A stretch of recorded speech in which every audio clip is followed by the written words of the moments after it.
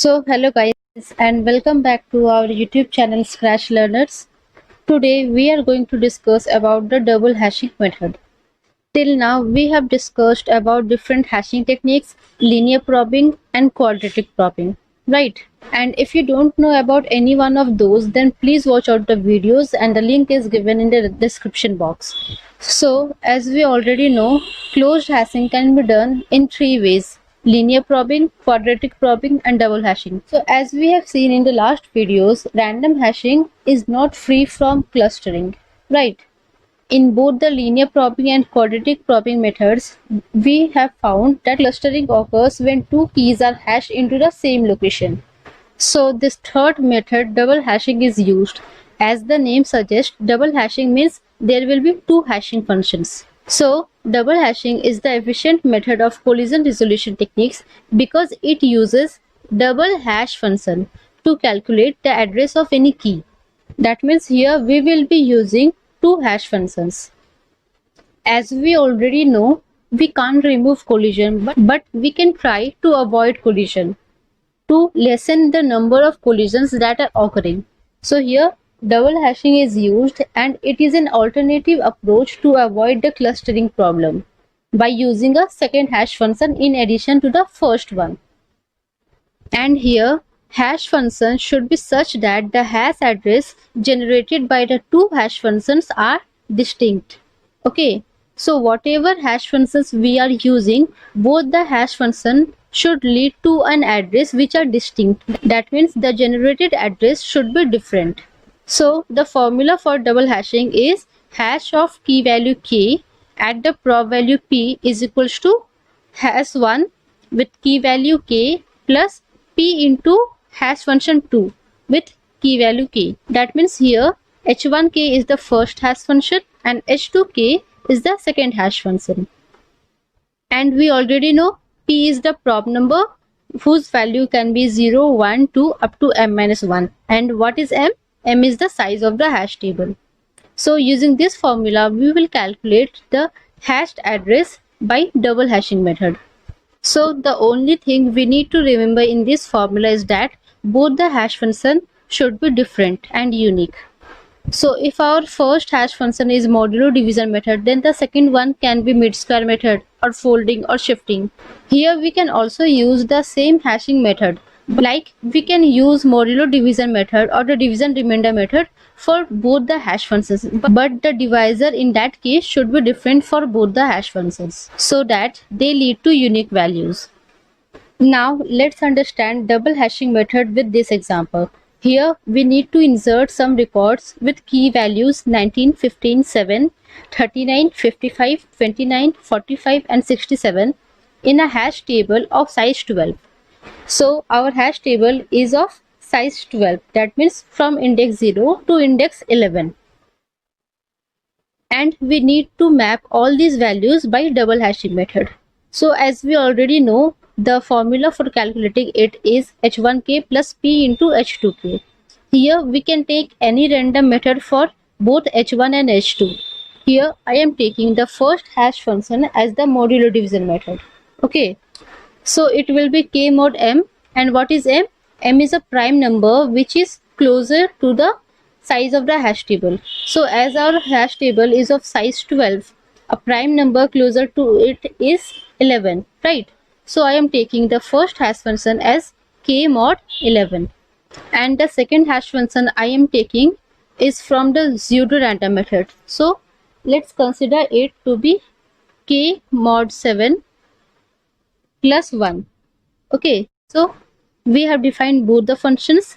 Now let's start calculating the address for the key values. We already know the value of p in the beginning will be 0 and then it will be incremented to 1, 2 and so on. So in the first case, when p is equals to 0, that means h1k plus 0 into h2k. So this part is meaningless for the first prob, right? So the address of 19 can be calculated simply using the first hash function, that means 19 mod 11. Why? Because here see p is equals to 0, so this part is not used, right? So 19 mod 11 we will get 8. So in the 8th index of the hash table we will store 19, right? And its prop value will be 1.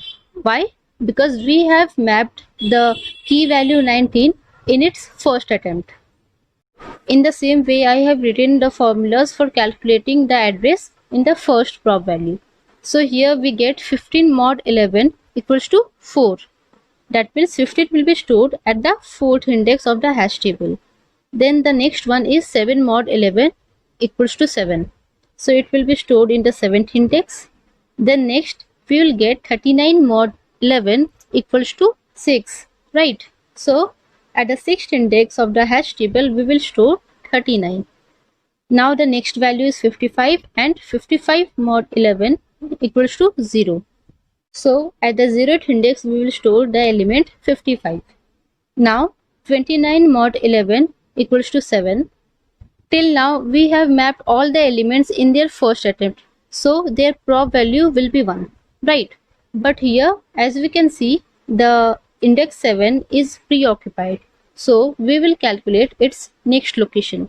See here, hash of k comma p, k is 29 and p, it was 0 previously, right? Now it will be 1, so we will get as h1k by the value h1k, that means k mod 11, that means 29 mod 11 we got 7, right? So h1k equals to 7 plus p, that is 1, into h2k. What is h2k? It is k mod 7 plus 1, that means 29 mod 7 plus 1. So here we will get 29 mod 7 is equals to 1 and 1 plus 1 equals to 2. So 7 plus 2 equals to 9, right? Now we will check the status of the 9th index. Here it is empty. So we will store the value 29 in the index 9 of the hash table. So we found out the free location for the value 29 in the second attempt. So its prop value will be 2, right? Now for the value 45, 45 mod 11 equals to 1. So at the first index of the hash table we will store the value 45 and its prop value will be 1, right? Now the last element is 67 and 67 mod 11 equals to 1. But the first index of hash table is preoccupied, so we will calculate the next address. So hash of 67 comma 1 equals to h1k. The value we get from h1k equals to 1, right? And we will sum it with p h2k. So the prop value will be 1 and h2k is this one, right? That means 67 mod 7 plus 1. Here 67 mod 7 equals to 4 and plus 1 equals to 5. So 1 plus 5, that means 6. Now at the 6th index we will check, but this location is also preoccupied. So we will calculate the next address.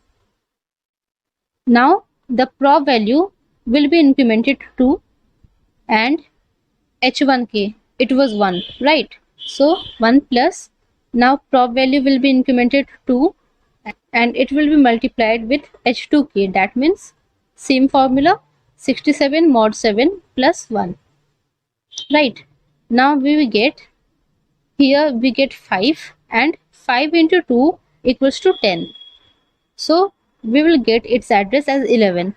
Now at the 11th index of the hash table it is empty. So we will store the value 67 in the index 11 of the hash table. And we got the free space for the value 67 in the third attempt. So its prop value will be 3. So in this way we will hash all the key values using double hashing method. And this is all about the double hashing method. I hope you understood this video. Still, if you are having any query regarding this topic, you can ask me in the comment section. And if this video helped you, then please subscribe the channel and support our channel. Thank you.